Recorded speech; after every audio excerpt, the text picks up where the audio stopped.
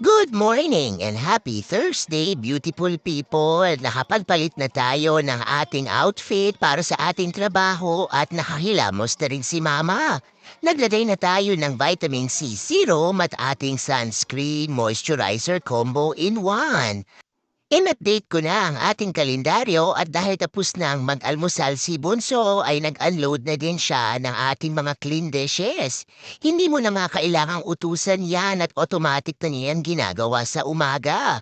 Nagbrew na tayo ng ating coffee at ang ating almusal nga ay ang isang piraso ng Croco Donut. Dahil hindi naman masyado mainit ay ito na tayo nag-almusal sa ating front porch. Ine-enjoy natin ang ating breakfast ka-partner ng ating black coffee dahil coffee is life. At habang tayo ay nag-aalmusal ay tinitingnan natin ang ating mga bulaklak sa ating garden. Ready na tayong maghatid kay Bunso para sa kanyang morning swim practice. 2 araw na lang ay magko-compete na ng divisionals ang ating JJ kaya naman mas lalo pa niyang pinaghuhusayan ang kanyang practice araw-araw. Habang tayo ay nag-aantay sa sasakyan ay tinapos ko muna ang aking isang documentation from yesterday. Kinakailangan nating mag-multitask at kahit na nasa loob tayo ng sasakyan, ay panay pa rin ang pindot natin for the tongda. At pumunta na naman tayo sa Carnes at nakajackpot na naman tayo ng ating probiotic drink, cinnamon sugar spread at spinach nga na naka-clearance at almost 50% off din ang ating natipid.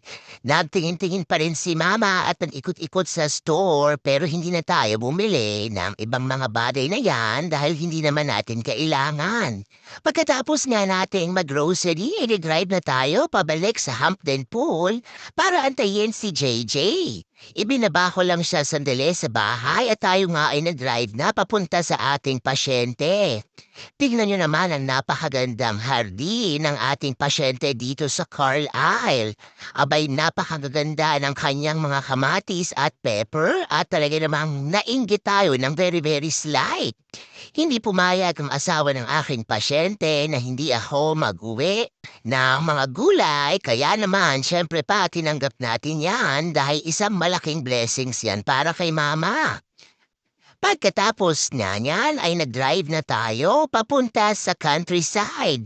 Tingnan nyo at kumain tayo ng isang piraso na ube pulburon courtesy of my neighbor.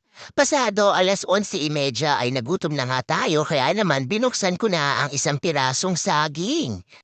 Ang ating last patient nga ay nakatira sa dulo ng walang hanggan. Nandito na nga tayo sa countryside at tingnan nyo naman ang kapitbahay ng ating pasyente.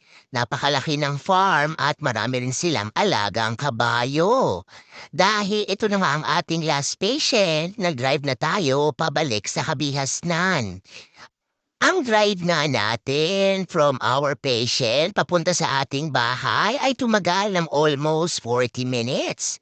Nandito na tayo sa interstate at mag-aalas 12:30 na din. Mabuti na lang talaga ay walang traffic at tayo nga ay nakauwi kaagad. Dahil tayo nga ay gutom na, pagka-uwi ko nga sa bahay ay dumiretso na tayo sa upper deck kung saan tayo ay kumain ng pananghalian. Ang ulam natin ngayon ay ang ating chicken feet na niluto ko kahapon.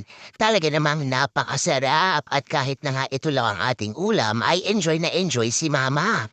Hindi na rin ako sumama sa aking mga anak kumain sa dining room dahil ang isa man nating pasyente ay nag-test positive for Rona. Dahil tayo nga ay nag-iingat ay hindi muna ako lumapit sa aking mga anak.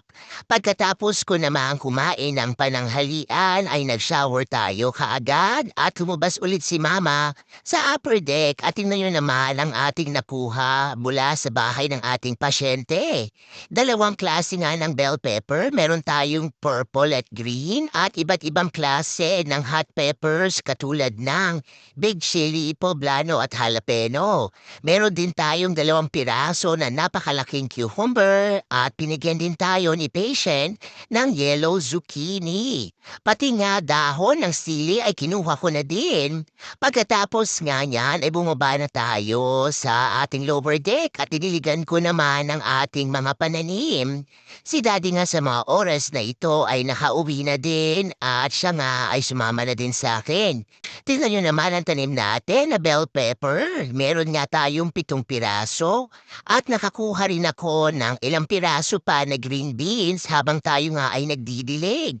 Talaga namang nakakatuwa ang ating small space gardening dahil marami pa rin tayo pwedeng i-harvest sa mga susunod na araw. At ang atin namang 2 piraso na patio tomato ay kinuha na natin dahil yan nga ay pula na.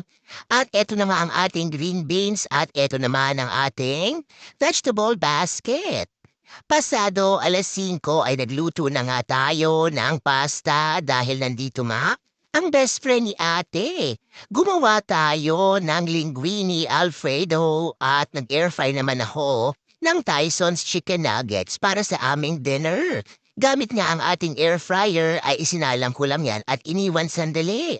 Habang tayo nga ay nagluluto, kami naman ni Daddy ay naglakad ng 2 beses sa aming neighborhood at bumalik ulit tayo sa backyard para nga mag-prune ng mga tomato plants. Nag-harvest na rin tayo ng ilang beefsteak at Oregon Spring tomatoes. Meron din si Daddy napitas na isang eggplant. Yan lang muna for today's video. Remember, family time is the best time. And every gising with your family is always a blessing. Bye-bye!